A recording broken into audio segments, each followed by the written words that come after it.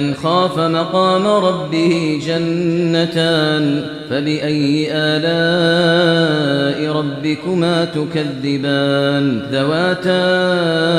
أفنان فبأي آلاء ربكما تكذبان فيهما عينان تجريان فبأي آلاء ربكما تكذبان فيهما من كل فاكهة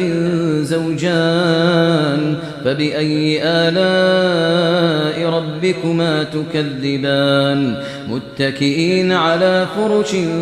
بطائنها